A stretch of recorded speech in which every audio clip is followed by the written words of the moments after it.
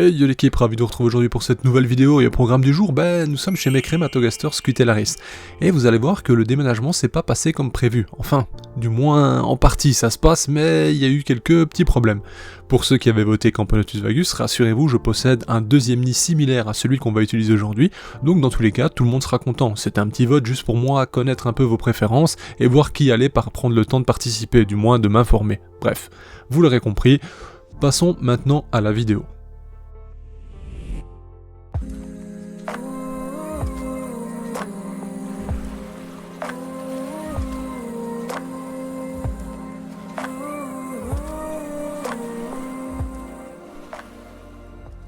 Alors, j'ai donc entamé le déménagement suite à votre vote, j'ai regardé quelles étaient les préférences, Scutellaris était devant, même si par la suite les commentaires ont changé, et ça aurait dû être Vagus au final, mais bref.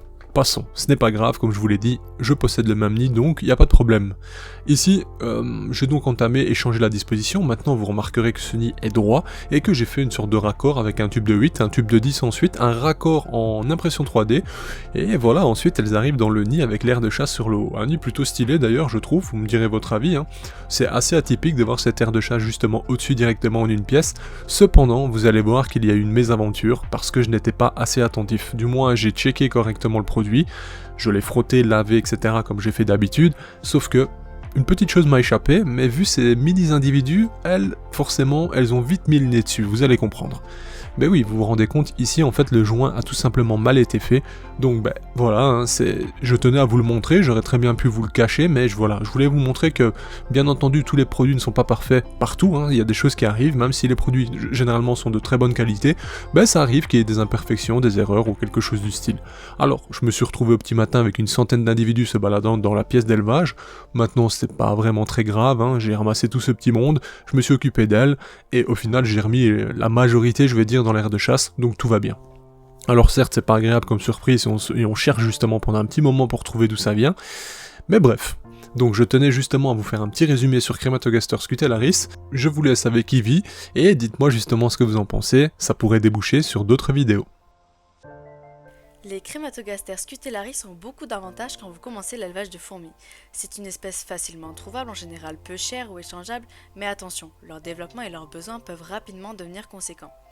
En effet, les Crématogasters Scutellaris sont plutôt lentes en fondation, mais de manière générale, une fois ce stade passé, le développement devient assez impressionnant. Bien entendu, si les conditions sont optimales, j'entends par là la température, l'alimentation, l'eau, bref, vous avez compris. C'est une magnifique espèce super mignonne, où il faudra prévoir des setups plus conséquents après 2 années environ.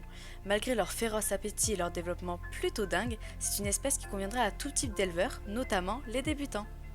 Comme le disait Ivy, c'est vrai que c'est disponible pour tout le monde, hein, et que c'est surtout agréable, je veux dire, à tout niveau d'élevage, parce que c'est une espèce assez active. Si vous vous souvenez sur la chaîne, justement, on avait commencé avec une reine seule, celle-ci s'est développée tranquillement. Après 1 mois et demi environ, on avait les premières ouvrières, hein, et le schéma en général, c'est essaimage, donc elles volent en fin d'année. En fin d'année, ce qui se passe, c'est que vous récoltez votre petite reine, admettons, celle-ci va passer sa diapose tranquillement, et après, elle va commencer à se développer, et donc son couvain va évoluer. Et moi, de mémoire, je pense que c'est plus ou moins 1 mois et demi avant d'avoir les ouvrières. Donc c'est de l'œuf à l'ouvrière, cette petite mignonnerie que vous avez sous les yeux. Alors comme vous le voyez ici maintenant, ma colonie a bien grandi, hein. On a, je sais pas moi, 500 individus plus ou moins, ça évolue plutôt bien. On remarque que j'ai un tas de nymphes assez conséquent, il doit y avoir peut-être 150, 200 nymphes, plus des larves, plus des œufs, vous voyez un peu l'idée. Donc il faut se préparer. Pourquoi c'est bien pour les débutants également? C'est une espèce qui est plutôt active, qui vous permettra également d'avoir un setup esthétique, qui vous permet également de bien les observer, donc il n'y a pas besoin spécialement d'un terrain avec de la terre ou quoi que ce soit.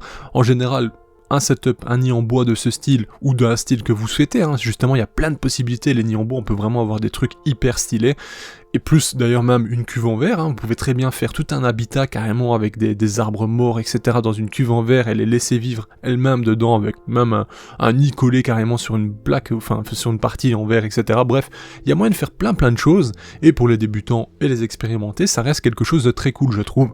C'est atypique, Crématogasters Scutellaris, franchement c'est super beau, hein, faut dire ce qui est, moi je trouve ça super mignon. Alors ce n'est pas spécialement grand, mais on a cette bicolorité qui nous permet de voir correctement, on a ce petit gastre en as de pique ou de cœur comme vous le souhaitez, hein, ça c'est selon vos goûts on va dire, ce que vous préférez dire. Et voilà, pour le reste, franchement, c'est plutôt simple. Qu'est-ce qu'il faut, comme Ivy disait, il faut juste de l'eau, de la nourriture, les bonnes températures, et ça évolue tout seul, quoi. C'est sans prise de tête. L'anti-évasion fonctionne très bien avec cette espèce. Cependant, c'est aussi pour ça que vous remarquez que les vitres sont pas super propres, c'est parce que ces petites dames, elles grimpent, elles touchent l'anti-évasion, elles redescendent, donc elles me font des traces partout. Ça, c'est un peu chiant. C'est un peu le reproche que je pourrais faire sur ce type de couvercle, hein, sur ce type de setup, c'est que c'est un couvercle directement posé. Si on aurait eu un mini périphérique même de 1,5 cm par exemple ou 2, ça permettait à ce que vous mettiez de l'anti-évasion directement dessus et non sur les vitres. Celui-ci ne serait pas tombé en glissant le long des vitres, vous voyez l'idée, et aussi elle mettrait beaucoup moins de traces du coup partout quoi. Donc on aurait des vitres bien plus clean. Ça je trouve que dans un setup comme ça avec des cuves etc, avoir un périph c'est vraiment important. Bon après ici c'est petit, on va dire le haut est petit, donc si on met un périph, on n'a plus vraiment d'espace pour bien manipuler en mettant la main, donc c'est vrai que ça peut être un peu contraignant, mais bon, je n'ai pas à me plaindre, dans l'ensemble, le nid est très bien.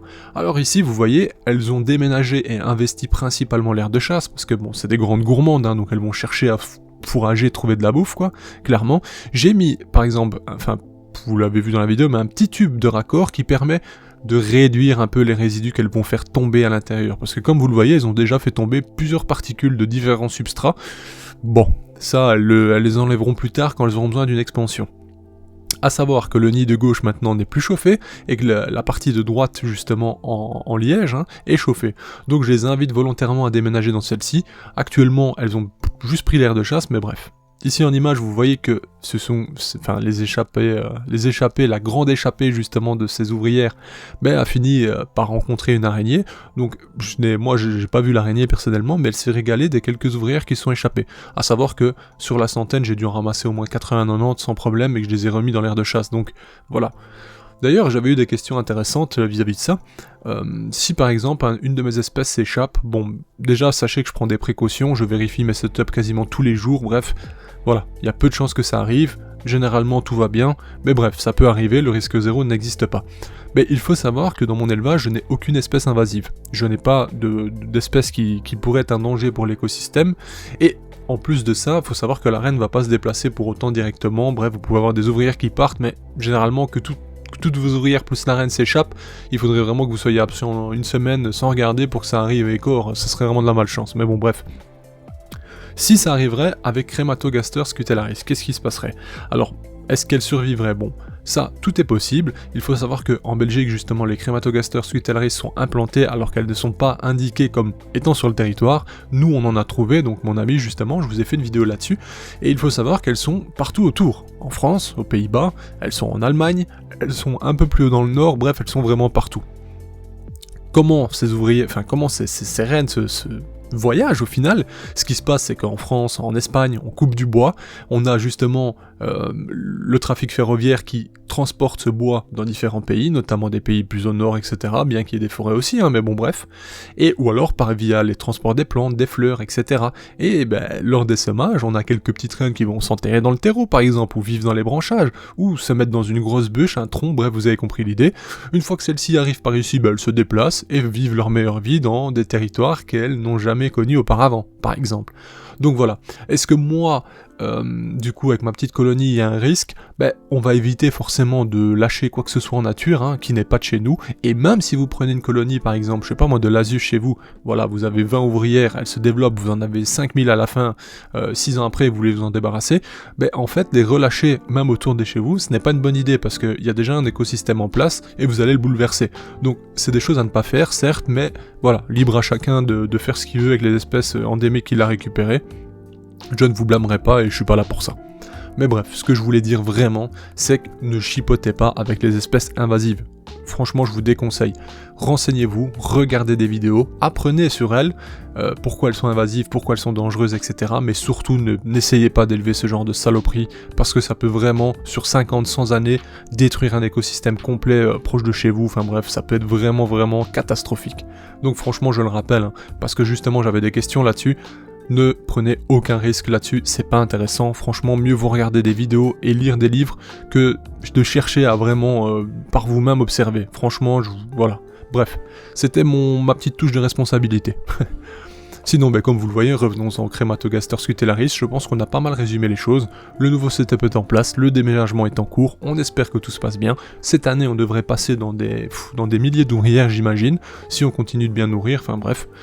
Et pour petite information, pour ceux qui se poseraient la question, parce que je vous connais un peu les filous d'internet, Ivy, donc la personne qui a cette voix féminine, parce que c'est une femme, à votre grande surprise, ce n'est pas ma compagne, je vous le dis tout de suite, ça n'a rien à voir, donc ne vous dites pas c'est la femme du Gaulois, absolument pas. Mais potentiellement, on pourrait rajouter cette touche féminine dans plusieurs vidéos si ça vous plaît, et ça pourrait justement apporter un peu de douceur aux vidéos. Sur ce, merci d'avoir regardé, on se dit à bientôt pour de nouvelles vidéos, bye l'équipe.